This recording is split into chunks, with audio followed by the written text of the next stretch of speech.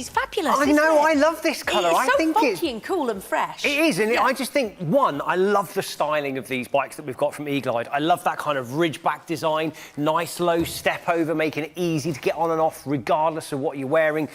Plus the fact that this bike, 95% assembled to your door. All you've got to do, put a little bit of air in the tyres, you have to wind each pedal on, but it'll have a sticker on it saying which pedal goes which side and which way you wind it, and then you have to slide the seat post in, which, by the way, if ever you're worried about going cycling and you're thinking it's not going to be comfortable, this is, where's the squidge cam? Oh, look lovely. At that. So this is an electric folding bike. It's very busy, by the way. If you go online or on the app to order this, we definitely don't have enough to go around.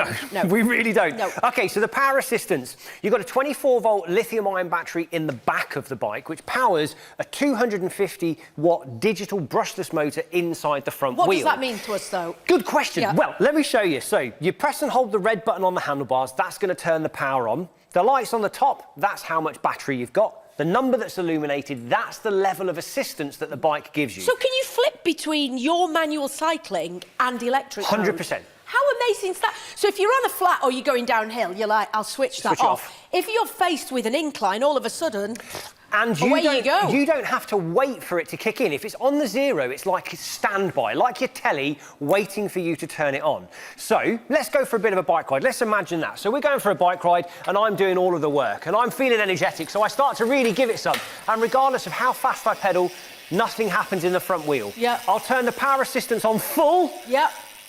Nothing happens. It's broken. It's not broken. It's just I'm not pedalling. The second I start to pedal, now that front wheel kicks in. So you're completely in control. You're 100% in control. And if I stop pedalling, that motor's already cut out and now it's just freewheeling to a stop. So how long does the battery last then? So the battery will run you anywhere from around sort of 35 to 45 miles. But is that if you use continuous? OK, so if you're flipping between the two, you could go for miles, couldn't you? But what's even better is, let's imagine work is 35 miles away. Yep. You could use power assistance all the way to work, and by lunchtime, your battery will already be charged back up and ready to take you all the way home. So you could have a half day. Do you know what it is as well? I think it's that sense of feeling, you know, carefree, and you hop on your bike and off you go for a little bike ride. It gives you that freedom, it gives you that youth back. It makes you feel like you did when you were a kid, and I think it's so important. But on top of all of that, let's say you're doing a mixture of trains, buses, a bit of riding and so on. This folds down to go on public transportation. It folds down, and it folds down so quickly. No spanners or screwdrivers or Allen keys. If you want to travel with it, you can isolate the battery because it has an on and off switch. You can take the battery out. You can lock the battery into the frame of the bike. So you can take the battery out with you and...